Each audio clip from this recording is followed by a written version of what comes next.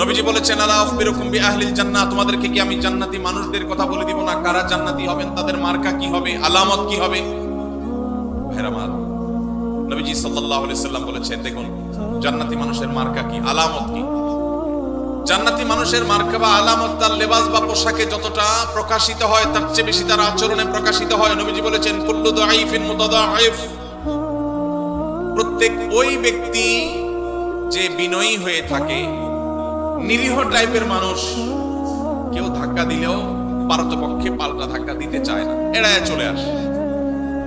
কেউ তাকে চরম অপমান করছে, সে চাইলে প্রতিশোধ নিতে পারে, কিন্তু মাথাটাকে নিচু করে সে জায়গা থেকে সরে যায়। এরকম লোক, কিছু লোক আছে না নাই? আমাদের সমাজ তাদেরকে বোকাশোকা মনে করে, আমাদের সমাজ তাদেরকে দুর্বল মনে করে, আমাদের সমাজ তাকে নিরীহ এবং অসহায় মনে করে, বেকুব বা নির্বোধ মনে করতে পারে সমাজ। কিন্তু আল্লাহর নবী বলছেন, এই মানুষগুলো তাদের যদি ঈমান, বেসিক যে বিষয়গুলো আছে, ফরজ বিধানগুলো আছে, সেগুলো যদি তারা ঠিকঠাক মতো পালন করে থাকে, তাহলে এই লোকগুলো জান্নাতি হওয়ার সম্ভাবনা অনেক জোরালো। ভাইরা আমার, বিনয়ী বা নিরীহ মানুষ আমাদের সমাজে পরিমাণে কম না বেশি? কম। আর এর বিপরীতে একই হাদিসে নবীজি বলেছেন, আলা আখবিরুকুম বিআহলিন নার, তোমাদের কি আমি বলে দিব না যে জাহান্নামী কারা হবে, কারা জাহান্নামে যাবে, তাদের মার্কা কি বলে দিব?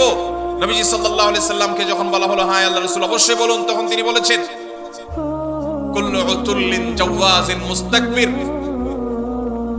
গোয়ার কিসিমের মানুষ, ঘাড় মোটা, তেড়া, রূঢ় স্বভাবের, শক্ত প্রকৃতির, দিলের ভিতরে কোনো নরম নাই, কোমলতা নাই, কোন প্রকার বিনম্রতা নাই, মমতা নাই, যেটাকে বলা হয় শক্ত হৃদয়ের, শক্ত মনের মানুষ, আছে না নাই? অহংকারী, তার ভিতরে কোনো বিনয় নাই, সব সময় তেড়া তেড়া কথা বলে, সব সময় গোড়ার মতো গায়ের জোর দেখায়, আছে না নাই? আমাদের দেশে কখনো রাজনৈতিক পাওয়ারে, কখনো টাকার জোরে, কখনো ক্ষমতার জোরে, কখনো বাপ চাচার দাপটে, মামু খালুর দাপটে মানুষ অহংকারী হয়। হয় কি হয় না? আবার অনেক সময় কোনো কারণ ছাড়াও মানুষ অহংকারী হয়। নবীজি সাল্লাল্লাহু আলাইহি সাল্লাম বলেছেন, আল্লাহর সবচেয়ে ঘৃণিত মানুষ হলো যে অহংকার করার মতো কিছু নাই, অথচ তারপর সেও অহংকার।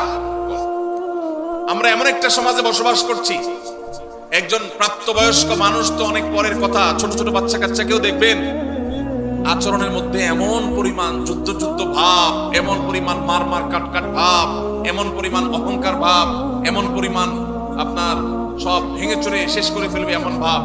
ঘরে ঘরে দেখবেন বাচ্চাদের মধ্যে টেন্ডেন্সি আসছে না, আসে নাই? আমরা আমাদের শৈশবে দেখেছি ছোট ছোট পিচ্চি পোলাপান একেবারে চুপচাপ থাকে, আর এখন দেখবেন যে 2-3-4 বছর পোলাপান পর্যন্ত দেখবেন যে চুন থেকে নুন খসলেই ভাঙচুর শুরু, রিঅ্যাক্ট শুরু, ঠিক না ঠিক? বাপ মা পর্যন্ত তাদের সেই দুঃস্বভাবকে রোগ মনে করে না, তারা আবার অহংকার করে, অনেক রাগী, অনেক রাগী, যেভাবে বলে তাতে মনে হয় যে বাপ মা এটাতে অনেক গর্বিত, মানে তার মধ্যে ব্যাটাগিরি অনেক বেশি। আসলে যে বাচ্চা মোটামুটি রুগী হয়ে রয়েছে নানা কারণে, সেটা বোঝার মতো ক্ষমতা মা বাপের।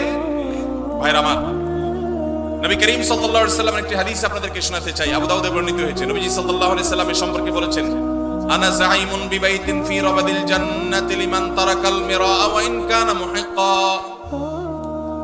যে ব্যক্তি কোথাও ঝগড়া এড়ায় চলবে। কি এড়ায় চলবে ভাই? ঝগড়া। আপনি বাজারে গেছেন, রিকশা দিয়ে যাচ্ছেন, কারোর সাথে এমন কোন উপলক্ষ তৈরি হলো, একজন রাস্তার মাঝখানে দাঁড়ায় আছে, আপনার রিকশার যতই বেল বাজানো হচ্ছে উনি সরেন না। এরপরে যখন ওনাকে একটু ভালোভাবে বলতে গেছেন, উনি গায়ের দিকে দাঁড়ায় আসছে। আপনি এখন চাইলে তার 5টা কথা শুনাইতে পারেন যে ভাই রাস্তাটা কি আপনার বাপের, অনেক কথাই বলতে পারেন, কিন্তু আপনি দেখছেন যে কথা বলতে গেলে কথা বাড়বে, এবং কথা বাড়লে আমার আখলাক নষ্ট হবে, জবান নষ্ট হবে, মুখ নষ্ট হবে, আমল নষ্ট হবে। এই জন্য আমি নিজে সত্যের উপর আছি, সে অন্যায় করতেছে এটা জানার পরও আমি তার সাথে ঝগড়া না করে মুখটা আরেক দিকে ফিরে আসতে বের হয়ে চলে আসলাম। নবীজি বলেছেন, এই কাজটা যারা নিয়মিত করতে পারবে, যারা এই কাজটা করবে, এই গুণ যারা অর্জন করবে, তিনি বলেছেন জান্নাতের এক পাশে তার জন্য একটা প্রাসাদের দায়িত্ব আমি নিলাম। আল্লাহু আকবার। আল্লাহ তাআলা আমাদের সবাইকে ঝগড়া বিবাদ এড়াবার তৌফিক দান করুন। অনেক আমলের কথাই তো শুনছেন ভাই, সুবহানাল্লাহ, আলহামদুলিল্লাহ, তাসবিহ, তাহলিল, জিকির, আজকার, অনেক আমলের কথা আমরা শুনছি। আজকে ভাই নতুন একটা আমলের কথা শুনলাম। এটাও যে আমল সেটা আমাদের অনেক ভাই ব্রাদাররা জানেন না।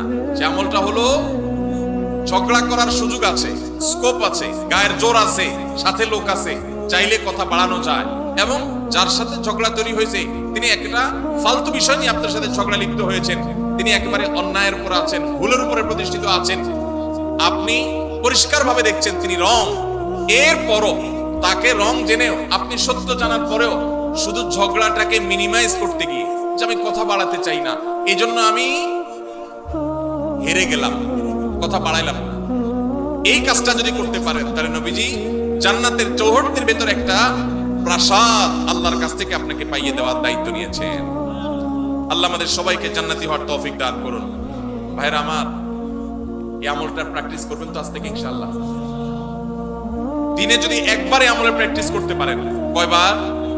একবার। এভাবে যদি প্রতিদিন আপনি চেষ্টা করেন যে আমার সহপাঠীর সাথে স্কুল, কলেজে, মাদ্রাসায়, আমার কোন সহকর্মীর সাথে কর্মস্থলে, কিংবা পরিচিত অপরিচিত যে কোনো মানুষের সাথে, কোনো পাবলিক প্লেসে, এমনকি নিজের বাসা বাড়িতে নিজের ঘরের লোকজনের সাথে কথা বাড়াইলে বাড়ানো যায়। অন্যায়টা সে করছে আপনি জানেন, এরপরও যদি আপনার রাগটাকে হজম করে নেন তাহলে এই পুরস্কার আল্লাহ আপনাকে দিবেন। আপনি দুনিয়া থেকে জান্নাতি, এটার নিশ্চয়তা আল্লাহর কাছ থেকে আপনি করে যেতে পারবেন যদি আপনি ঈমান, ফরজ আমলগুলোর পাশাপাশি এই আখলাকটা অর্জন করেন। চেষ্টা করা যাবে না ইনশাআল্লাহ। মুশকিল কি জানেন? মুশকিল হলো ইবলিস। ইবলিস কি বলবে জানেন? ইবলিস বলবে যে মাথা খারাপ, তুমি যদি এখন জবাবটা না দাও, তুমি যে একটা অন্যায় কথা বললো, এটার জবাব না দিলে এর মানে তুমি তার অন্যায়টাকে মেনে নিলা। ইবলিস বলবে কি বলবে না? এটার বলে নেক্সুরত ধোঁকা। এটার কি বলে ভাই? নেক্সুরত ধোঁকা। বুঝেন আপনারা? বুঝেন না? মানে দেখতে মনে হয় যে কাজটা ভালো কাজ, আসলে শয়তানি কাজ। আসলে কি কাজ? শয়তানি কাজ। শয়তান আপনাকে সবসময় উত্তেজিত করবে। শয়তান বলবে না, তোমাকে এখানে কিছু বলতে হবে, না বললে তো তুমি হেরে যাবা, তুমি দুর্বল থেকে যাবা। সে মনে করবে তুমি দুর্বল, শয়তানকে বলতে হবে আমি দুর্বল থাকলাম, আমি হাইরাই গেলাম, আমি মেনেই নিলাম।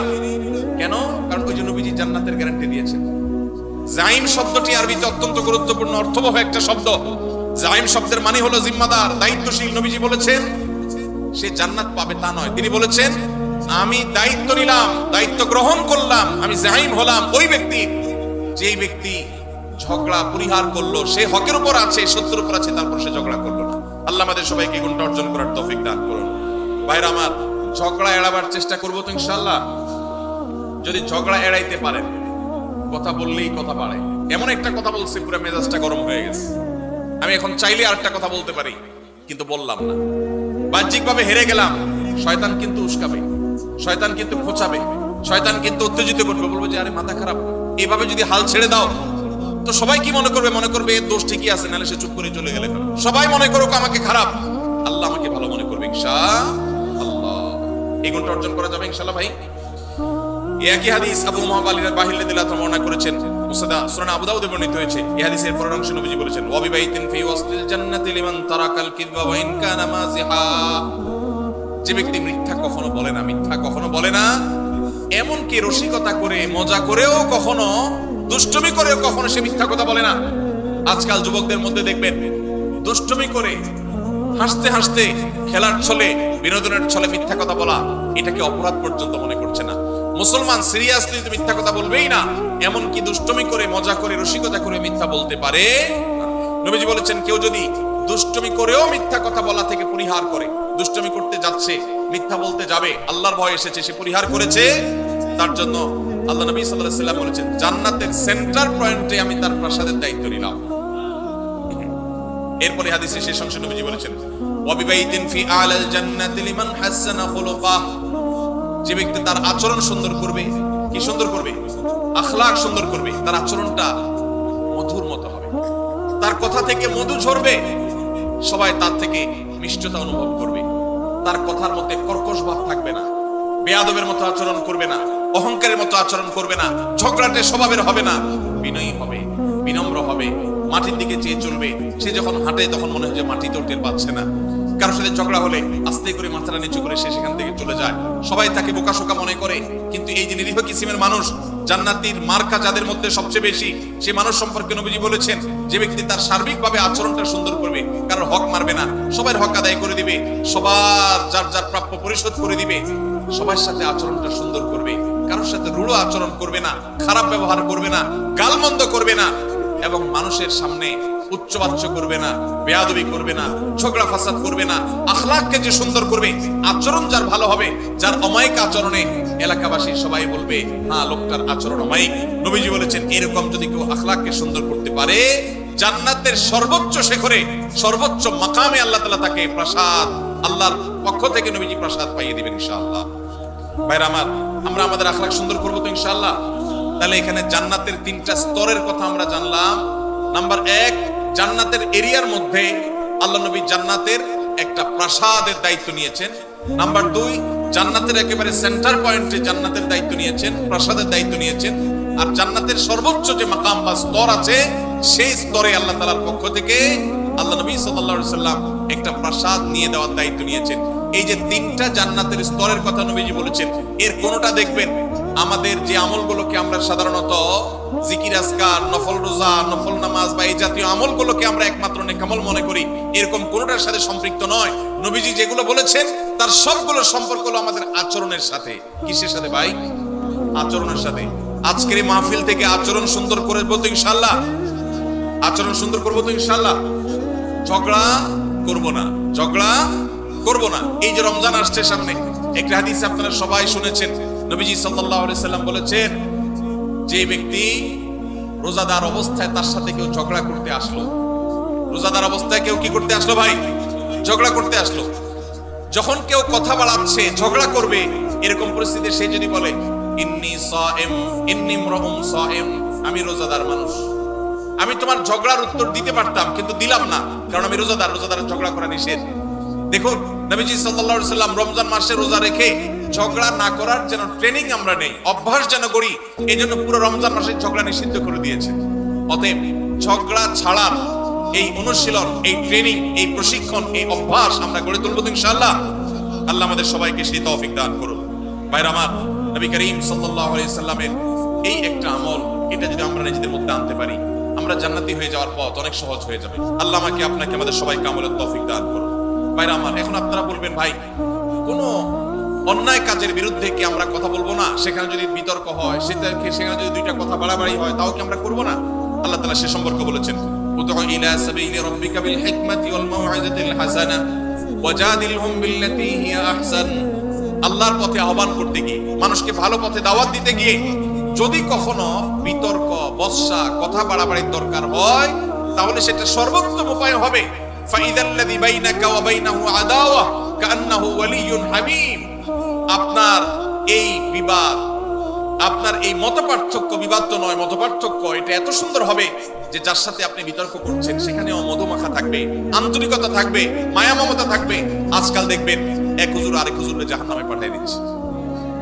ভাইরা আমার, ফতোয়া দিয়ে মানুষকে জাহান্নামে পাঠিয়ে দেওয়া এটা আমাদের দায়িত্ব না। আমরা যদি কারোর ভুলও ধরতে হয়, সেখানেও সত্যিকারের হিতাকাঙ্ক্ষিতা, সুলভ মানসিকতা থাকতে হবে। আল্লাহ আমাদের সেই তৌফিক দান করুন। আমরা কারোর পেছনে শত্রু ভাবাপন্ন হয়ে তার পেছনে লাগবো না, তার ছিদ্রান্বেষণ করবো না, তার দোষ তালাশ করে বেড়াবো না, তার গোষ্ঠী উদ্ধার করতে নামবো না। যদি করি তাহলে আমরা ভালো মুসলমান হতে পারবো। আজ আমাদের সমাজে নামাজি কালামি মানুষ কম বেশি পাবেন। মসজিদে দেখবেন কিছু মানুষ কম হোক বেশি হোক যায়, কিন্তু বাজারে ঘাটে, রাস্তায়, দোকানে, অফিস আদালতে, বিভিন্ন জায়গায় দেখবেন এই মানুষগুলোই আবার বিভিন্ন সময় তাদের আচরণটা খারাপ করে ফেলতেছে। আছে না নাই? আমাদের বেশিরভাগ মানুষ আজ এই রোগে রোগী, বেশিরভাগ মানুষ আমরা এই রোগে রোগী।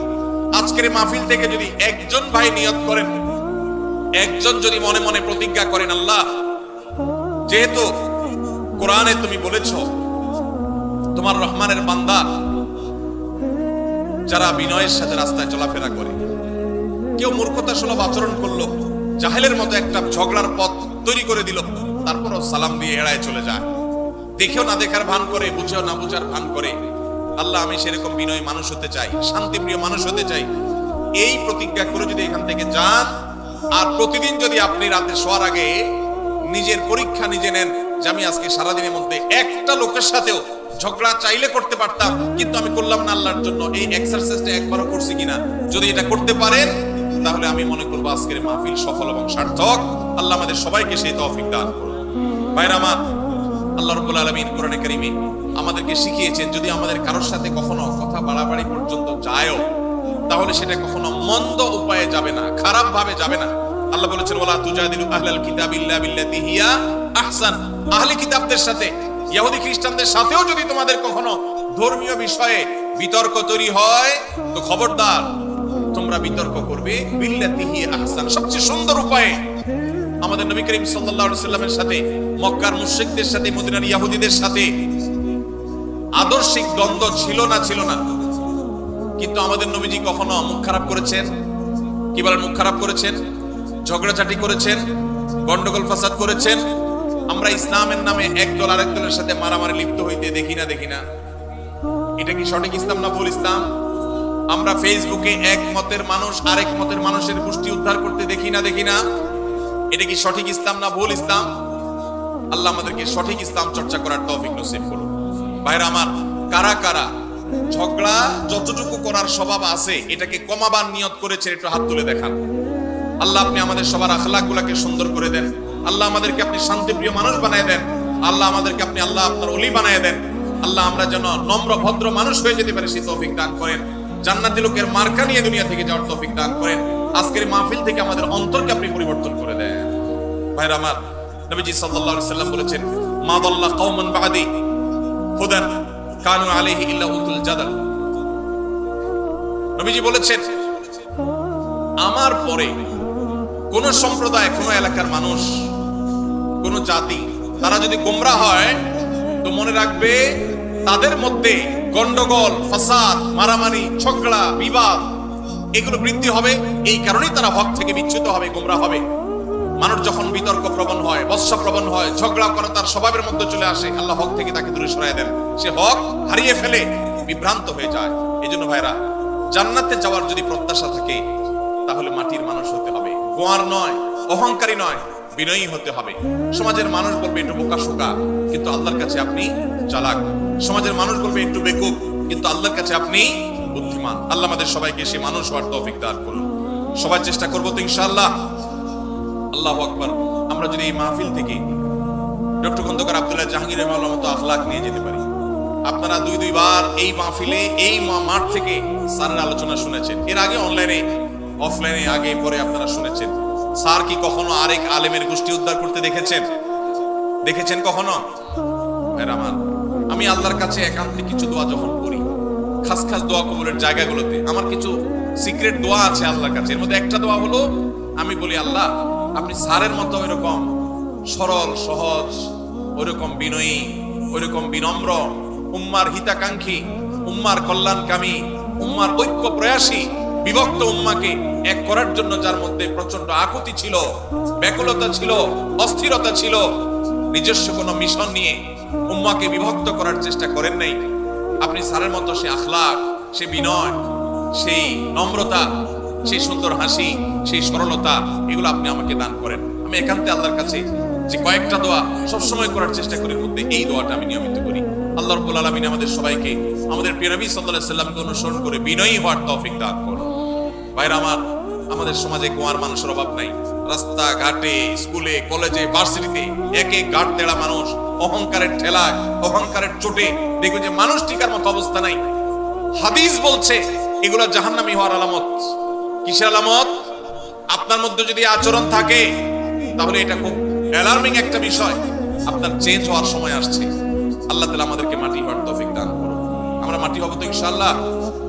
আল্লাহুম্মা জাআলনি ফি আইনি সগীরা। আল্লাহ আমাদের নিজেদের চোখে আমাদেরকে আপনি ছোট বানায় দেন, তুচ্ছ বানায় দেন। আমি যেন আমাকে খুব তুচ্ছ মনে করি, ছোট মনে করি, আমি যেন অহংকার প্রদর্শন না করি। চেষ্টা করা যাবে তো ইনশাআল্লাহ। ভাইরা আমার, বিনয়ী হওয়ার জন্য বিনয়ী মানুষের সোহবতে যেতে হয়। কি করতে হয়? বিনয়ীদের সোহবতে যেতে হয়। প্রত্যেক এলাকাতে দেখবেন কিছু মানুষ আছেন মাটির মানুষ, কম হোক বেশি হোক সব এলাকায় আছে। আপনার এলাকাতে আপনি খুঁজবেন, আপনার মাদ্রাসা আপনি খুঁজবেন সবচেয়ে নিরীহ টাইপের মানুষকে। ভদ্র মানুষকে পারতপক্ষে ঝগড়া করে না, তার সাথে বেশি উঠা বসা করবেন, তার সান্নিধ্য, সাহচর্য, তার সোহবত বেশি বেশি নিবেন এবং আল্লাহর কাছে একান্তে চোখের পানি ফেলে দোয়া করবেন, আল্লাহ আমি বদআখলাক। ভাইরা আমার, আখলাকের চাইতে ওজনে কিছু নাই। এই যে হাদিসে দেখলেন আবু উমামা বাহিলী রাদিয়াল্লাহু তাআলা বর্ণনা করেছেন, সুনান আবু দাউদের হাদিস, নবীজি বলেছেন আমি ওই ব্যক্তিকে জান্নাতের সর্বোচ্চ জায়গায় আল্লাহর কাছ থেকে প্রসাদ সেখানে আদায় করে দিব যেই ব্যক্তি তার আখলাকটা সুন্দর করতে পেরেছে। আল্লাহু আকবার। নবীজি এটা বলেন নাই যে সবচেয়ে বেশি নফল রোজা রাখে, যে সবচেয়ে বেশি বড় পাগড়ি বাঁধে, যে সবচেয়ে বেশি তাসবিহ তাহলিল করে, যে সবচেয়ে বেশি নফল রোজা করে, যে সবচেয়ে বেশি দান সাদেকা করে, যে সবচেয়ে বেশি ওয়াজ করে, যে সবচেয়ে বেশি ওয়াজ শুনে, যে সবচেয়ে বেশি অন্য ভালো আমল করে। নবীজি বলেন নাই তার জন্য জান্নাতের সর্বোচ্চ জায়গায় আমি প্রসাদ আল্লাহর কাছ থেকে আদায় করে দিব। নবীজি বলেছেন যার আখলাকটা সুন্দর, যার আচরণটা সুন্দর, যার স্ত্রী বলে না আমার স্বামীর ব্যবহার ভালো, তার মতো অমায়িক মানুষ হয় না। যার প্রতিবেশী বলে উনি আমাদের কখনো কষ্ট দেন না, বিরক্ত করেন না, কখনো হক নষ্ট করেন না। যিনি বাজারে গেলে কারোর সাথে গায়ে পড়ে ঝগড়া তো দূরের কথা, কেউ বা গায়ে পড়ে ঝগড়া করতে আসলে নিজে হেরে গিয়েও আরেকজনকে জিতে দিয়ে চলে আসেন। এই বিনম্র মানুষগুলোকে নবীজি এত বড় সুসংবাদ দিয়েছেন। আপনারা অনেকেই হাদিসটি শুনেছেন, নবীজি সাল্লাল্লাহু আলাইহি ওয়াসাল্লাম বলেছেন মা মিন শাইইন ইউদাউ ফিল মিজানি ইয়াউমাল কিয়ামাতি আথকালু মিন হুসনিল খুলুক। কিয়ামতের দিন মানুষের উত্তম আচরণের চাইতে ওয়েটফুল কোনো আমল কিয়ামতের ময়দানে আর উঠবে না। কিয়ামতের ময়দানে সবচেয়ে ভারী আমল হবে মানুষের উত্তম আচরণ। ভাই কিয়ামতের দিন মানুষের আমল কি গণা হবে না মাপা হবে? আমল কি আল্লাহ তাআলা গুনবেন না মাপবেন? তাহলে মাপলে আমল বেশি ওজনে যেন হয়, ওয়েটফুল যেন হয়, সেই চেষ্টা করতে হবে। যত আমল আছে এর মধ্যে ঈমানের পর সবচেয়ে ভারী আমল, সবচেয়ে ওয়েটফুল আমল হলো আমাদের আচরণগুলো। আচরণ সুন্দর করা যাবে তো ইনশাআল্লাহ। মুখ দিয়া যাদের গালি বাইর হয় তার আচরণ কি ভালো না খারাপ? গালি বাইর হলে আচরণ কি ভালো না খারাপ? এই মাহফিলে কয়জন বুকে হাত দিয়া বলতে পারবেন আমি কখনো কাউকে গালি দেই নাই বা দেই না? আমি হাত তুলতে বলতেছি না, হাত তুলতে বললে হয়তো একটাও বা দু চারটাও টিকবে কিনা সন্দেহ। ভাইরা আমার, অনেক ভালো ভালো মানুষ আছে, দাড়িও লম্বা আছে, মাথার টুপিটাও মাশাআল্লাহ অনেক সুন্দর। বাংলায় প্রবাদী আছে হাজী সাহেবের মুখ খারাপ, আছে না নাই? হাজী সাহেবের কি খারাপ? হাজী সাহেবের দাড়িটা খারাপ নাকি? টুপিটাও খারাপ না, জুব্বাটাও মাশাআল্লাহ মক্কা শরীফ থেকে আনছে, খারাপ না। শুধু খারাপ কোনটা? মুখটা খারাপ। এই মুখ খারাপ আলা মানুষ কি ভালো আচরণকারী না খারাপ আচরণকারী? খারাপ আচরণ মানুষকে সবচেয়ে বেশি জাহান্নামে নিয়ে যাবে। নবীজি সাল্লাল্লাহু আলাইহি সাল্লাম বলেছেন আলা আদুল্লুকুম, তোমাদেরকে কি আমি বলে দিব না? নবীজিকে জিজ্ঞাসা করা হয়েছিল সুইলা রাসূলুল্লাহ সাল্লাল্লাহু আলাইহি সাল্লাম আন আকসারি মা ইউদখিলুন নাস আল জান্নাহ, সবচেয়ে বেশি মানুষকে জান্নাতে নেবে কোন জিনিসে? ভাইরা আমার, জানা আছে কারণ? সবচেয়ে জান্নাতে মানুষকে বেশি নিবে কিসে? নবীজি বলেছেন আল ফামু ওয়াল ফারাজ। আল ফামু ওয়াল ফারাজ, এই ঠোঁট, এই মুখ, এটা দিয়ে যদি সে সুন্দর কথা বলে, খারাপ কথা না বলে, এই মুখকে যদি সে সুন্দরভাবে ব্যবহার করতে পারে আর সম্ভ্রমকে যদি কেউ রক্ষা করতে পারে। এখন দেখবেন এই দুইটার দুর্ভিক্ষ চলছে, সবই পাবেন। নামাজি, রোজাদার, হাফেজ, আলেম, হাজী সাহেব, গাজী সাহেব, দানকারী সাহেব, জুব্বালা সাহেব, দাড়িয়ালা সাহেব, পর্দালা সাহেব, বোরকালা সাহেব, সব সাহেব কম বেশি পাবেন। কিন্তু এই সাহেব আপনি খুব বেশি দেখাতে পারবেন না যেই সাহেবের দুই ঠোঁট দিয়া কখনো বাজে কথা বের হয় নাই। তার স্ত্রী সাক্ষ্য দিবে যে আমি এত বছর সংসার করেছি, মুখ দিয়া কখনো একটা খারাপ কথা বের হয় নাই। এই মায়ের পথ যদি কারণ থাকে তাহলে এই লোকটা হলো জান্নাতি। তারা দেখার জন্য টিকিট কেটে হলো যাওয়ার চেষ্টা করবে। কে জান্নাতি হবেন সেটা আল্লাহ তাআলা ভালো জানেন, কিন্তু নবীজি যে বলেছেন জান্নাতি মানুষের মার্কার কথা, সেই মার্কা তার মধ্যে আছে, সেই হিসাবে বললাম। আল্লাহ তাআলা আমাদেরকে সেই মানুষ হওয়ার তৌফিক দান করুন। চেষ্টা করা যাবে তো ভাই ইনশাআল্লাহ? ভাইরে, আচরণটা সুন্দর করেন, আসেন আচরণটাকে, ব্যবহারটাকে সুন্দর করি, অমায়িক করি। চেষ্টা করা যাবে না ইনশাআল্লাহ? আল্লাহর কাছে আসেন, একটু দোয়া করি, আল্লাহ আমাদের আখলাকটা আপনি সুন্দর করে দেন। বলেন আল্লাহ আমাদের আখলাকটা আপনি সুন্দর করে দেন। নবীজি দোয়া শিখাইছেন, তিরমিজিতে দোয়া বর্ণিত হয়েছে। দেখেন কত দোয়া নবীজি শিখাইছেন। আমরা শুধু ওই ইফতারের দোয়া জানি, খাওয়ান দাওয়ানোর দোয়াটা ভালো জানি বাঙালি, আর ঘুমের দোয়াটা আল্লাহুম্মা বিসমিকা আমুতু আহইয়া বেশিরভাগ লোক জানেন। আর খাইতে হয় বিসমিল্লাহ পড়ে, এটা সবাই জানেন। ইফতারের সময় দোয়া পড়তে হয়, এটা জানেন মাশাআল্লাহ। কিন্তু অনেক ইম্পর্টেন্ট দোয়া আছে, অনেকে আছেন জীবনে একবারও শুনেন নাই।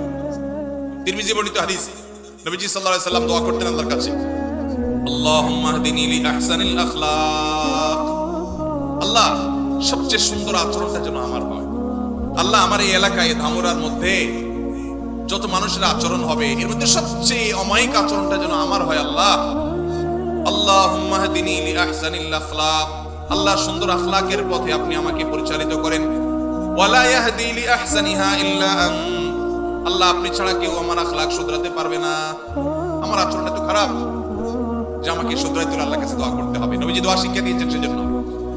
ওয়ালা ইয়াহদি লিআহসানিহা ইল্লা আন, আল্লাহ উত্তম আখলাকের পথে আপনি ছাড়া কেউ পথ দেখাতে পারবে না। ওয়াসরিফ আন্নি সাইয়্যাহা ওয়ালা ইয়াসরিফ আন্নি সাইয়্যাহা ইল্লা আন, আল্লাহ খারাপ যে আখলাক, বদ আখলাক, দুরাচরণ, কথার মধ্য থেকে গন্ধ বের হয়, কথার মধ্যে কর্কশ ভাব, কথা বললে মুখ খারাপ হয়, কথা বললে ঝগড়াঝাটি হয়, আল্লাহ এই যে আমার মধ্যে চাল টাইপের আচরণ, এই যে নোংরা আচরণ, আল্লাহ এটা থেকে আপনি আমাকে বাঁচায় দেন, আল্লাহ আমাকে এখান থেকে সরায় দেন। ওয়াসরিফ আন্নি সাইয়্যাহা, আল্লাহ খারাপ আখলাক থেকে আপনি আমাকে সরায় দেন। ওয়ালা ইয়াসরিফ আন্নি সাইয়্যাহা ইল্লা আন, আপনি ছাড়া কেউ খারাপ আচরণ শুধরাইতে পারবে না। এজন্য ভাই আল্লাহর কাছে দোয়াও করব, আবার ভালো আখলাকি মানুষের সোহবত, সংস্রব, সান্নিধ্য নিব। অনেক মানুষ আছেন বড় আলেম, আচরণ ভালো না, আছে না নাই? আছে না নাই? বড় দাড়িওয়ালা, বড় হাজী সাহেব, আচরণ ভালো নাই।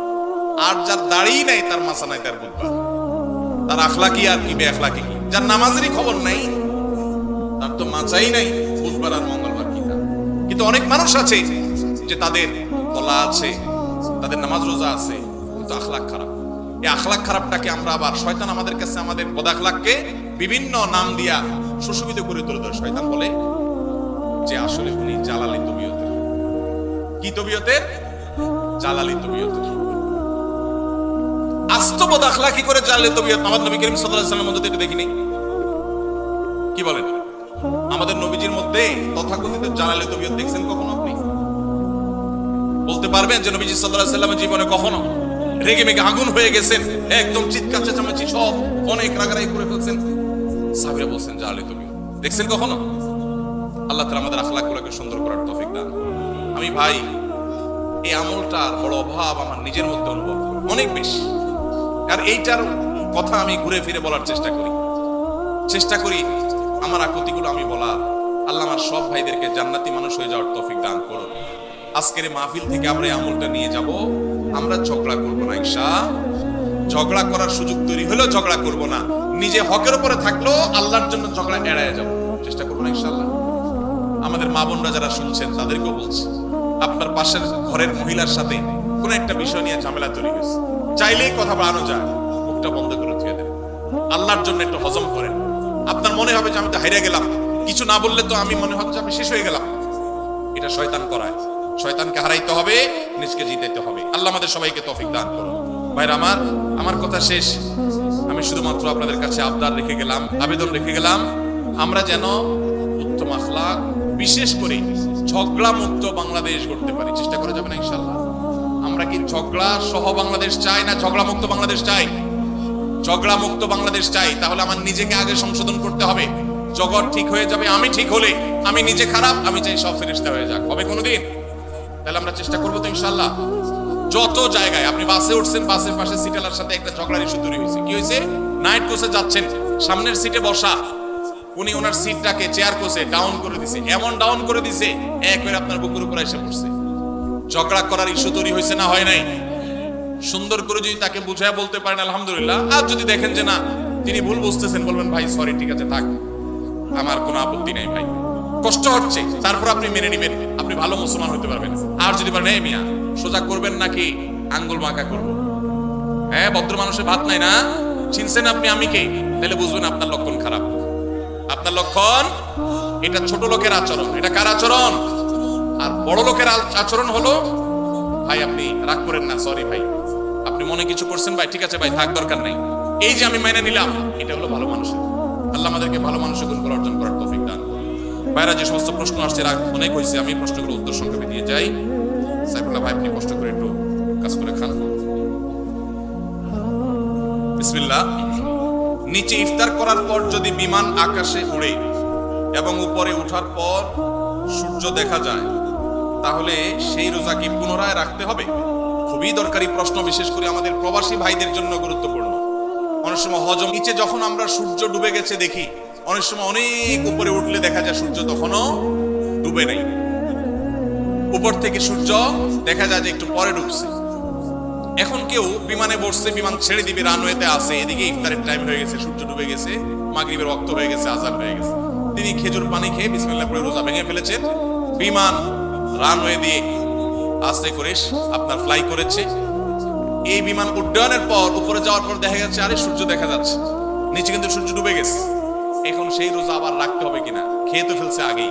উত্তর হলো এই রোজা আর রাখা লাগবে না, কারণ তিনি রোজা পরিপূর্ণ করে ফেলেছেন। একজন মানুষ রোজা পরিপূর্ণ করার পর যদি কোথাও যে দেখেন যে না সেখানে রোজা চলছে, তাহলে তার আগের রোজা যে বাতিল হয়ে গেছে তা কিন্তু না, সে রোজা তার রাখতে হবে না, আর সে রোজা তার আদায় হয়ে যাবে ইনশাআল্লাহ। কারণ তিনি যখন যেখানে আছেন সেখানকার সূর্য ডুবা দেখে তিনি আমল করবেন। সূর্য ডুবে গেছে, অতএব তিনি ইফতার করে ফেলেছেন, তার রোজা হয়ে যাবে ইনশাআল্লাহ। এরপরে প্রশ্ন হলো, পরীক্ষার খাতায় বা কুইজে ভুল লিখে আসলে পরবর্তীতে দোয়া করে ভুল উত্তর সঠিক করার কোনো উপায় আছে কিনা? এটা কি প্রশ্ন না তামাশা? হ্যাঁ, একবার আমার নামও লিখে দিয়েছি শেষে দিয়ে সুন্দর। ভাই, এই প্রশ্ন আমার ফাঁকিবাজ ছাত্র ভাইয়ের প্রশ্ন। আপনাদেরকে একটা মার্কা দেই, মার্কা একটা আলামত দেই, ফাঁকিবাজ ছাত্র বোঝার একটা আলামত। হুজুরদের কাছে যেসব ছাত্র প্রশ্ন দিবে, হুজুর কোন আমল করলে পরীক্ষার খাতা একেবারে ফরফরায় লিখতে পারবো, সহজে লিখতে পারবো, একটু কলম পড়া দেন হুজুর, ফু দিলে জানে কলমে একেবারে গুলির মতো চলতে থাকে। এগুলো বেশিরভাগই ফাঁকিবাজ ছাত্রদের আলামত। ভালো ছাত্র যারা, তারা পড়ালেখা করে ঠিকঠাক মতো, আবার আল্লাহর কাছে দোয়া করে যায় পরীক্ষা দেয়, শেষ। আর ফাঁকিবাজ যারা, সে তো জানে পড়ালেখা করে নাই, টোটো করে ঘুরে বেড়াইছে, এই জন্য হুজুরের কাছ থেকে কলম পড়া, এটা সেটা দুনিয়ার ডানে বামে বিভিন্ন পথে যায়। এই জন্য পরীক্ষা ভালো হওয়ার আমল কি যদি বলেন, আমি বলবো পরীক্ষা ভালো হওয়ার আমল হলো পড়ালেখা বেশি করে করা, সুন্দর করে করা, ভালো করে করা। এটা হলো পরীক্ষা ভালো হওয়ার আমল। ফাঁকি ঝুঁকি করবেন আর একটা দোয়া পড়লে সব ফাঁকি ঝুঁকি বাদ হইয়া পরীক্ষার খাতা সব লিখতে পারবেন আর সব পানির মতো সহজ প্রশ্ন চলে আসবে, এরকম কোনো আমলের কথা আমার জানা নেই। ইসলাম অলসদের জন্য না, ইসলাম পরিশ্রমীদের জন্য। নবীজি আল্লাহর কাছে পানা চাইতেন, আল্লাহুম্মা ইন্নী আউযু বিল আজজি ওয়াল কাসাল, আল্লাহ আপনার কাছে আমি অলসতা থেকে পানা চাই। আপনি অলস থাকবেন আর বলবেন আমি শুয়ে থাকবো, আল্লাহ আমার মুখে খাবার পাঠায় দেখ, এরকম কোনো আমল আমার জানা নাই। অতএব ভালো করে পড়ালেখা করবেন তো ইনশাআল্লাহ ছাত্র ভাইরা, মনোযোগ দিয়ে পড়াশোনা করবেন এবং আল্লাহর কাছে দোয়া করবেন, আল্লাহ ইনশাআল্লাহ সাকসেস করবেন। আস-সুন্নাহ ফাউন্ডেশন যে এত বড় বড় সেবার কাজ পরিচালনা করে, এত টাকা কোথায় পান? ভাইরা আমার, আস-সুন্নাহ ফাউন্ডেশনের অনেক কার্যক্রম আপনারা দেখেন অনলাইনে অফলাইনে বিভিন্ন ভাবে। মূলত একটা প্রজেক্ট বাস্তবায়ন করতে আমরা যে পরিমাণ টাকা খরচ করি, অনেকে মনে করেন এর চাইতে অনেক বেশি টাকা লাগে। আমাদের দেশে রাষ্ট্রের সম্পদ যদি অপচয় তসরুফ না হতো, তাহলে এই দেশ শুধু রাষ্ট্রের যে সম্পদ খরচ করা হয় ওইটা দিয়েই রাষ্ট্রশূন্য হয়ে যেত, খুব বেশি কিছু লাগতো না। শুধু দুর্নীতি বন্ধ করলে, অপশাসন বন্ধ করা গেলে, অপচয় বন্ধ করা গেলে, রাষ্ট্রের টাকাকে যদি আমানত মনে করে কর্তা ব্যক্তিরা প্রতিটা টাকা চিবিয়ে রস কবি যেরকম বের করে নিজের পকেটের টাকাটা, ওইরকম রাষ্ট্রের টাকাটা যদি আমানত মনে করে খরচ করতো, তাহলে যে পরিমাণ টাকা রাষ্ট্র খরচ করে তাদের রাষ্ট্রে তেমন কোনো সংকট থাকার কথা। আমরা ক্ষুদ্র সেবামূলক কাজ করে আমরা দেখেছি যে একটা প্রজেক্টে 20-50 লাখ টাকা দিয়ে কত যে কাজ করা যায়, কত যে পরিবারকে স্থায়ীভাবে তাদের দারিদ্র্য বিমোচন করা যায়, অথচ শত শত হাজার কোটি টাকা চলে যায় আমাদের ছোটখাটো প্রজেক্টে। তো সেইগুলা যদি আমরা রোধ করতে পারতাম তাহলে আসলে টাকা অনেক বেশি লাগতো না। আস-সুন্নাহ ফাউন্ডেশন যে শত শত কোটি টাকা নিয়ে বসে আছে আর খরচ করে আসলে তা কিন্তু না। মূলত প্রথমত আল্লাহর বরকত, দ্বিতীয়ত হলো আমাদের একটা দীপ্ত শপথ আছে, সেটা হলো নিজের পকেটের টাকা খরচ করতে এত চিন্তা করব না, মানুষের দানের টাকা খরচ করতে যতবার চিন্তা করব। এবং আল্লাহর ফজলে সেজন্য আল্লাহ তাআলা বরকত দেন। এবং সেই সাথে যেই টাকা আসে তার সবই হলো আপনার সাধারণ মানুষের টাকা, একেবারে মাছ পিপল, একেবারে সাধারণ মানুষের যে টাকা, সেটা দিয়ে আস-সুন্নাহ ফাউন্ডেশন চলে আলহামদুলিল্লাহ। আপনারা যারা যুবকরা আছেন, এলাকায় সেবামূলক কাজ করতে চান, অনেকে চান কি চান না আপনারা অনেকে হয়তো বলবেন ভাই আপনার ফাউন্ডেশন থেকে কিছু আমাদেরকে শীতবস্ত্র পাঠিয়ে দেন, কিছু টাকা পয়সা দেন, কিছু আমাদের ত্রাণ দেন, আমরা এলাকায় কাজ করি। যুবকদেরকে বলতে চাই আপনারা যদি এলাকায় সেবামূলক কাজ করতে চান, আপনার এলাকায় সেই সব সেবার কাজ শুরু করে দেন যেগুলোতে টাকার দরকার হয় না। এরকম কাজ আছে না নাই?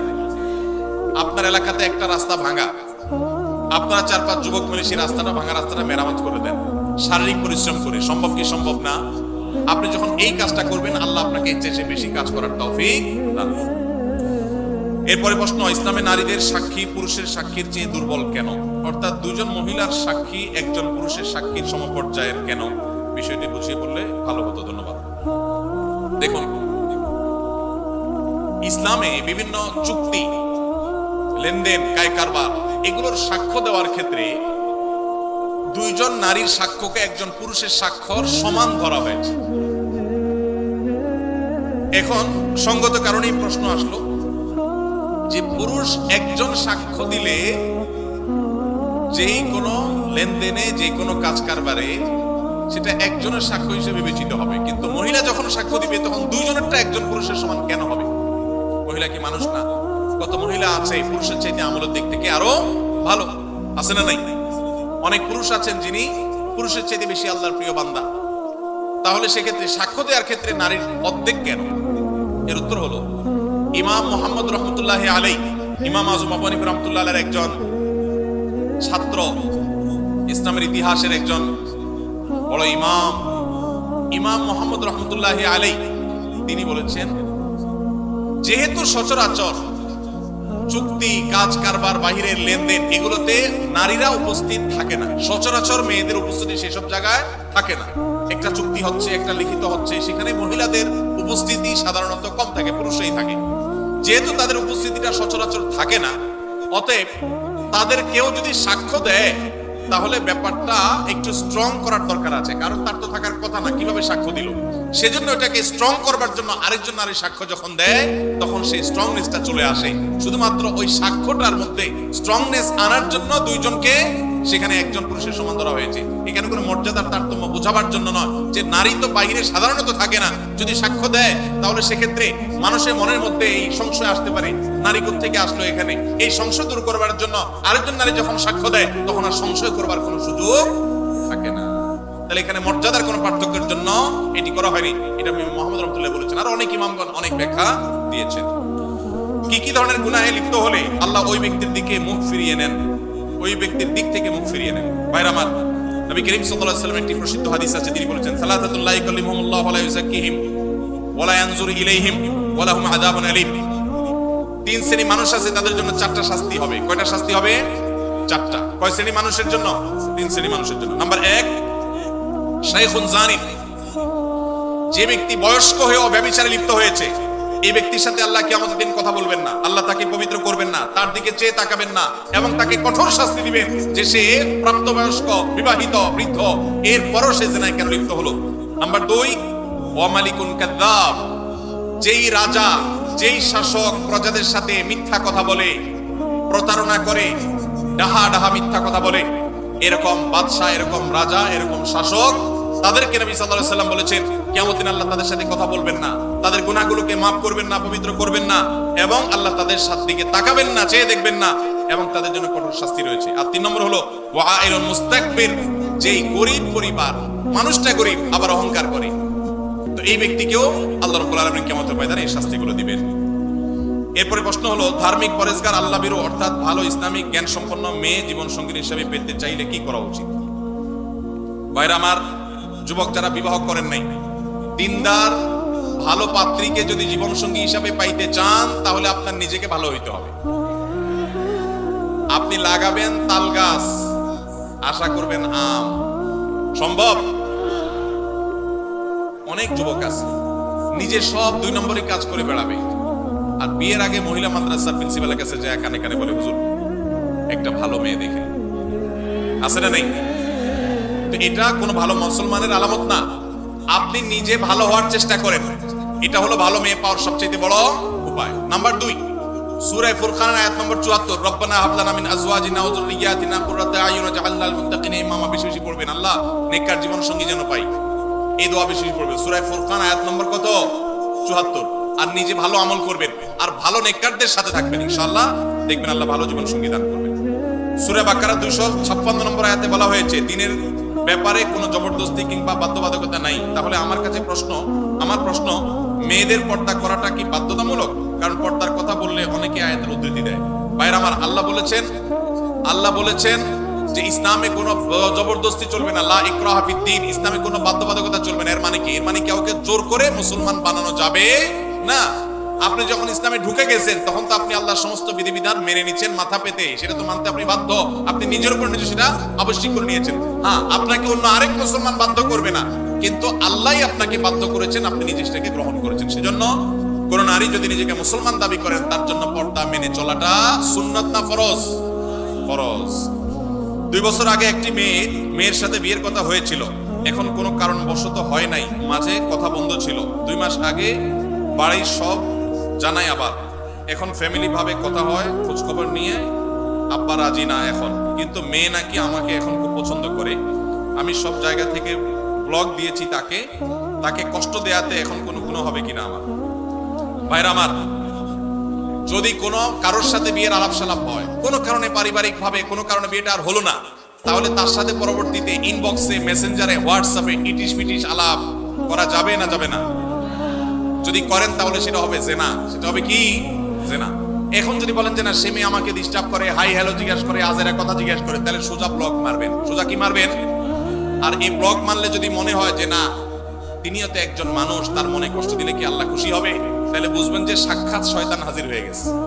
কি হাজির হয়ে গেছে? শয়তান হাজির হয়েছে। কারণ শয়তান আপনাকে মানবিক ভালো মানুষ বানানোর চেষ্টা করছে। আসলে এটা হলো নেক্সট ধোঁকা। আপনাকে আসলে শয়তান জেনার দিকে নিয়ে যেতে চায়। অন্যায় থেকে বাঁচার জন্য, হারাম থেকে বাঁচার জন্য যদি কাউকে আপনি ব্লক লিস্টে রাখেন, ইনশাআল্লাহ গুনাহ তো দূরের কথা, উল্টা সওয়াব হবে আল্লাহর কাছ থেকে। আল্লাহ আমাদেরকে তৌফিক দান করুন।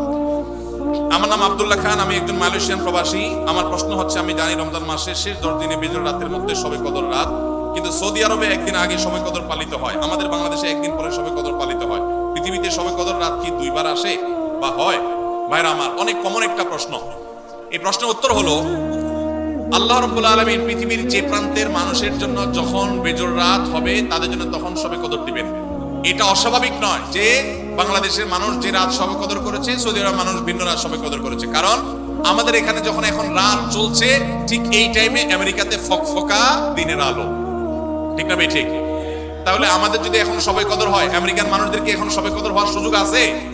শবে কদর মানে হলো কদরের রাত, তাদের তো রাতই না, এখন দিন। তাহলে বোঝা গেল লাইলাতুল কদর এক এক দেশে, এক এক অঞ্চলে এক এক সময় হতে পারে। এখন আপনি প্রশ্ন করতে পারেন যে এক এক এলাকায় যদি এক এক সময় রাত হয়, লাইলাতুল কদর হয়, তো আল্লাহ তো লাইলাতুল কদরে দুনিয়ার আসমানে নেমে আসেন, তো এক এক অঞ্চলে এক এক সময় হলে আল্লাহ কখন কোথায় থাকেন? এর উত্তর হলো, আমরা মানুষ এক জায়গায় উপস্থিত হলে আরেক জায়গায় উপস্থিত থাকি না। আল্লাহকে আমরা আমাদের মতো বিবেচনা করি। আল্লাহ রাব্বুল আলামিন তিনি সবকিছু করতে পারেন। একই সময় কোথাও তিনি উপস্থিত, আবার কোথাও অনুপস্থিত। একই সময় কাউকে তিনি মৃত্যু দিচ্ছেন, আবার কোথাও কাউকে জীবন দিচ্ছেন। তার সাথে আমাদের সক্ষমতার কোনো তুলনা চলে না। তার জন্য কোনো অসম্ভব বলতে কোনো কিছুই নাই। সূর্য একসাথে বহু জায়গায় তার উপস্থিতি জানান দিতে পারে, কিন্তু আমরা এক জায়গায় গেলে আরেক জায়গায় যাইতে পারি না। এখানে পার্থক্য আছে। সরকারি জায়গায় মসজিদ করলে জুমার নামাজ হবে কিনা? সরকারি জায়গায় যদি মসজিদ করেন, জুমার নামাজ হবে কিনা? উত্তর হলো, জুমার নামাজ তো হয়ে যাবে, কিন্তু সরকারি জায়গা মসজিদ বানাবার জন্য আপনি অবশ্যই যথাযথ কর্তৃপক্ষের অনুমতি নেবেন। নিয়মতান্ত্রিক ভাবে মসজিদ করবেন। মসজিদ আল্লাহর ঘর, সেটা এই জন্য যেখানে সেখানে করবেন। সরকারি জায়গা পাইলেন আর মসজিদ একটা বানায় দিলেন, আদৌ দরকার আছে কিনা সেটার কোনো বিবেচনা নাই, এটা করা উচিত না। তবে এটা ঠিক, মুসলিম প্রধান দেশে মুসলমানদের নামাজ পড়ার জন্য একটা সরকারি বিরাট বড় এরিয়া আছে, সেখানে অনেক মুসলমান বসবাস করে, সেখানে নামাজ পড়ার জায়গা করে দেওয়া সেখানকার কর্তব্য, ব্যক্তিদের কর্তব্য, তাদের কাছে সেটা আদায় করতে হবে। কিন্তু তাই বলে আপনি চাইলেন আর খেয়াল খুশি মতো যেখানে সেখানে মসজিদ করে নিলেন, এটা করা যাবে না। সরকারি জায়গা না, শুধু অন্য কারোর জায়গাতে এরকম মসজিদ করা উচিত না। তবে যদি করেন কেউ, সেই জায়গায় নামাজ আদায় করলে নামাজ হয়ে যাবে, কিন্তু নিয়মতান্ত্রিক ভাবে মসজিদ আদায় করতে হবে, বানাইতে হবে।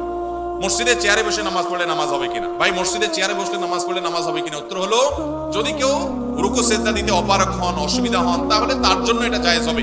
কিন্তু আমাদের দেশে অনেকে একটু কোমর ব্যথা, একটু শরীরটা খারাপ লাগে, মেজমেজ করে চেয়ারে বসে নামাজ শুরু করে দেয়। এইরকম যদি করে তাদের নামাজ হবে না। কারণ আল্লাহ বলেছেন, ওয়াকুমু লিল্লাহি কানিতিন, নামাজের মধ্যে দাঁড়ানোটা কি সুন্নাত না নফল? ফরজ। এই ফরজ তরক করে যদি আপনি বলেন যে শরীরটা খারাপ লাগতেছে, চেয়ারে বসে গেলাম, একটু ভাবসাব করলাম, তাহলে নামাজ হবে না। যার রুকুসিজদা করার ক্ষমতা নাই, ডাক্তার তাকে কঠোরভাবে নিষেধ করেছে, মারাত্মক পেইন হয়, তার জন্য জায়েজ আছে। বাকি যেন তেন উসিলাতে এটা করা যাবে না। আমি যদি 4টা বিয়ে করি তাহলে কি আমার সাথে 4টা বই জান্নাতে থাকবে?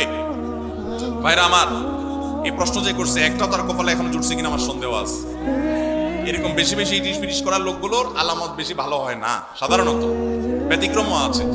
তো যাই হোক ভাই, আপনি নিজের জান্নাতের চিন্তা চাইতে 4 বউয়ের জান্নাত নিয়ে চিন্তা আছেন। মানুষ কত রকমেরই থাকে মাশাআল্লাহ।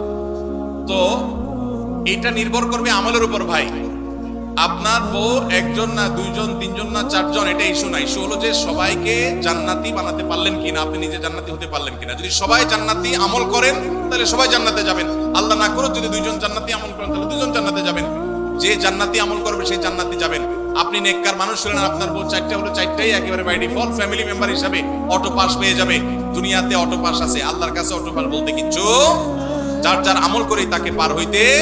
দুনিয়াতে মামু খালুগিরি চলে, আখিরাতে আল্লাহর কাছে চলবে। আপনার মামু আছে, নেতা আছে, গুতা আছে, দুনিয়াতে পার হতে পারবেন। ওখানে এই সমস্ত ধানায় পানায় চলবে না। যার আমল ভালো হবে সে আল্লাহর কাছে জান্নাত পাবে। দাড়িতে কাটিং করে ডিজাইন করা যাবে কিনা? দাড়িতে কাটিং করে ডিজাইন করা বলতে যদি বুঝান ওই যে ফ্রেঞ্চ কাট এটা সেটা, তাহলে এটা দাড়ির সাথে একটা তামাশা এবং মশকরা করা। নবী করিম সাল্লাল্লাহু আলাইহি সাল্লাম বলেছেন, আফুল্লুহা, তোমরা দাড়িকে লম্বা করো, আর ফুল্লুহা, দাড়িকে ছেড়ে দাও। পরিষ্কার নির্দেশ নবীজির। কোন একটা হাদিসে নবীজি সাল্লাল্লাহু আলাইহি সাল্লাম আমাদেরকে দাড়িতে কাটিং আর স্টাইল করতে বলেন না। এটা স্টাইলের জিনিস না। যারা দাড়ি রাখতে ইতস্তত বোধ করেন তাদেরকে বিনয়ের সাথে বলতে চাই, এটা পুরুষত্বের মার্কা। এটা কিসের মার্কা? আল্লাহ নারীর শরীরে যা যা দিয়েছেন, নখ আপনারটা বাড়ে, মহিলাদেরটাও বাড়ে। আপনার মাথার চুল আছে, তাদেরও আছে। আপনার শরীরের অঙ্গ প্রত্যঙ্গে যেখানে যেখানে যা যা আছে, লোম অবাঞ্ছিত সব তারও আছে। শুধু 2টা জিনিস, দাড়ি আর গোপ, এগুলো নারীকে আল্লাহ দেন না, আল্লাহ আপনাকে দিয়েছেন। এর জন্য গোপটা ছোট ছোট রাখা আর দাড়ি লম্বা রাখা, এটা পুরুষত্বের আলামত। এখন আপনি যদি বলেন যে আমি হিজড়া হয়ে যাব, তাহলে আমার কি করার? আল্লাহ আমাদের ভাইদেরকে হেদায়েত দান করুন। এটা পুরুষত্বের মার্কা, এটা রাখতে কোনো কার্পণ্য করা উচিত না। আমরা অনেকে জাতে ওঠার জন্য দাড়ি রাখতে চাই না। তবে দাড়ি যদি কেউ আমাদের কোনো ভাই কেটে ছোট রাখে, আমরা তাকে অ্যাপ্রিশিয়েট করি, আলহামদুলিল্লাহ আমার ভাই শুরুটা করে দিয়েছে, আল্লাহ তার দাড়িটাকে বড় করার তৌফিক দিবেন ইনশাআল্লাহ। মোহতারাম, বয়স 22, ওনার 2য় বর্ষের ছাত্র, পড়ালেখার পাশাপাশি জব করে নিজের খরচ চালাতে পারি। একটা মেয়েকে পছন্দ করি, তাকে বিয়ে করতে চাই, কিন্তু বাবা মাকে অনেক বললেও রাজি হয় না। তাদের কথা লেখাপড়া আগে শেষ হোক, আমি যোগাযোগ যদি রাখি মেয়ের সাথে, তাহলে আমার পিতামাতাও কি গুনাহের ভাগীদার হবে কিনা? ভাইরা আমার, এই পরিমাণ প্রশ্ন এই রিলেটেড, এটা সাইফুল্লাহ ভাই পয়সা দিয়ে দিছেন মানে ভালো প্রশ্নই দিছেন, আমি ভাইকে দোষ দিচ্ছি না। আমি বলতেছি এরকম প্রশ্ন 20টা আসলে একটার উত্তর দেওয়া লাগে। এখানে অনেক বাবাজিরা আছেন, গ্রাম এলাকা, একটু মনোযোগ দিয়ে শুনেন আল্লাহর রাস্তায়। এই যুগে বহু মুরব্বীরা, বহু বাবাজিরা, বহু চাচিরা তাহাজ্জুদ পড়তে পড়তে কপালে দাগ ফেলে দেওয়ার পরও শুধু জাহান্নামে যাবে ছেলেকে সময় মতো বিয়ে না করার কারণে। আল্লাহ তাআলা কোরআনে কারীমে বলেছেন, ওয়া আনকিহুল আয়ামা মিনকুম ওয়াস-সালিহিনা মিন ইবাদিকুম ওয়া ইমামিকুম ইয়াকুম ফুকারা আয়ুগনিহিমুল্লাহু মিন ফাদলিহি। ভালো করে শুনে রাখেন আয়াতটা। আল্লাহ বলেছেন, তোমরা তোমাদের অধীনস্থদেরকে বিবাহ শাদী দাও, উপযুক্ত হওয়ার পর তাদেরকে বিবাহ শাদী করাও। এই আয়াতের শেষ অংশটা দেখেন কত ইন্টারেস্টিং। আল্লাহ বলেছেন, ইয়াকুনু ফুকারা, তারা যদি গরীব হয়, অভাবীও হয়, ইউগনিহিমুল্লাহু মিন ফাদলিহি, তুমি বিয়ে করাও, আল্লাহ তাআলা তাদের অভাব দূর করে দিবেন। এরপরও যদি বাপ মারা, চাচা চাচিরা, আপনারা যদি ছেলে মেয়েদেরকে হাইকোর্ট দেখান সকাল বিকাল, যদি বলেন যে পায়ের উপরে দাঁড়াও, নিজের পায়ের উপরে দাঁড়াও, ছেলেকে আরেকজনের পায়ে দাঁড়ানো নাকি? তার নিজের পায়ে দাঁড়ায় আছে। ঠিক ঠিক করা পাবলিক ভাইরা, আপনাদের ওয়াজ আছে, শুধু ঠিক ঠিক মাহফিলে এসে চিল্লাইলে হবে না, মাঠে ময়দানে কাজ করতে হবে। কাজের বেলায় ঠন ঠন শুধুমাত্র চিরকুট দেখাই দিবেন আর বাবারে আমি ফুসলা ফাসলা বিয়ে করে দিব আপনারে। এত সহজ মনে করছেন কেন? বাবাদের কথা তাদের জন্য প্রযোজ্য। বাবাদের মায়েদের বিয়ে দেয়াতে কার্পণ্য করা উচিত না। ছেলে যদি ডাল ভাত জোগাড় করার মতো ব্যবস্থা থাকে তাহলে দেরি করবেন না। অনেক মা বাবা আছে ব্যাপারে কার্পণ্য করেন। কত জেনা ব্যভিচার হচ্ছে। এই যুবক যে প্রশ্ন করেছেন খুবই প্রাসঙ্গিক, তিনি যেটা জানতে চেয়েছেন। হ্যাঁ, ও তিনি তো জব করে ফ্যামিলি চালাইতে পারেন। এই দেখেন, চালাইতে পারার পরও বাপ মা বিয়ে দেন না কেন? কারণ এখনো গাড়ি হয় নাই, এখনো বাড়ি হয় নাই, এখনো দোতলা হয় নাই, এখনো তিনতলা হয় নাই, এখনো আন হয় নাই, এখনো দান হয় নাই, এখনো সরকারি চাকরি হয় নাই। এগুলো সব ছোট লোকের চিন্তা। মুরব্বীদের বলতেছি, বাবাজিরা দুনিয়ার খোঁজ খবর তো রাখেন না। দুনিয়া এখন ফেসবুকে চলে, ইউটিউবে চলে। আপনাদের আমলে এসব ছিল না। আপনার বাবা যদি আপনার 25 বছর বয়সে বিয়ে করায় থাকে, আপনার ছেলেকে আপনার 20 বছর বিয়ে করানো জরুরি। কারণ আপনার আমলে এত ফিতনা ছিল না, এখন যত ফিতনা আসছে, যুবকদের চরিত্র যে ধ্বংস হয়ে যাচ্ছে। যুবক যে প্রশ্ন করেছেন, খুবই প্রাসঙ্গিক প্রশ্ন। কোন যুবক, কোন যুবতী বাপ মার ঢিলামির জন্য যদি দেরি করে বিয়ে করায়, তাহলে এই যুবক যত পাপ কাজে লিপ্ত হবে, এই যুবক নিজেও অপরাধী হবে, তার বাপ মাও অপরাধী হবে। আল্লাহ আমাদের মুরব্বীদের হেদায়েত দান করুন। ভাইরা আমার, আমি এর আগে বিভিন্ন জায়গায় বলেছি, আল্লাহ তাআলা আমাকে এই বয়সে নানা বানিয়েছেন, আলহামদুলিল্লাহ। আমি কমপ্লিট নানা হয়ে গেছি, আলহামদুলিল্লাহ। খুব শীঘ্রই আল্লাহ চাহেন তো দাদাও হয়ে যাবো ইনশাআল্লাহ। আমার বয়স কত, খুব বেশি, আমি নানা হয়ে গেছি, আলহামদুলিল্লাহ। আমার জগতের কাজ গোছানো শেষ। অনেকে আছে 50-55 বছর বয়স, পোলার বয়স 3-4 বছর নিয়ে ঘুরে। কেন? কারণ বিয়ে করছে আদা বুড়া হওয়ার পর। আমরা সময় মতো বিয়ে করেছি, সব গোছগাছ করা কমপ্লিট, এর বলে বাপের বেটা। আর বেশিরভাগ মানুষ এখন দেখা যায় নিজের পায়ে দাঁড়ানোর নাম করে বিয়েকে পিছাইতে পিছাইতে পিছাইতে বুড়া হয়ে আসে, তারপর বিয়ে শাদী করে। অতএব যুবক ভাইদের চরিত্র হেফাজতের জন্য মুরব্বীদের উপরে ফরজ। ভালো করে শুনে রাখেন, যে যুবক প্রশ্ন করেছেন সেই যুবককে বিয়ে করানো তার বাপ মার উপরে ফরজ, ফরজ, ফরজ। এই ফরজ তো রক্ষার কারণে বহু মুরব্বীরা জাহান্নামে যাবেন। সমাজ ব্যভিচারে ভরে গেছে, শয়তান যুবকদের বিভ্রান্ত করছে। তাদের চরিত্রকে হেফাজত করবার জন্য বিয়ে করেন, আল্লাহকে ভয় করেন, তাদেরকে বিয়ে করার ব্যবস্থা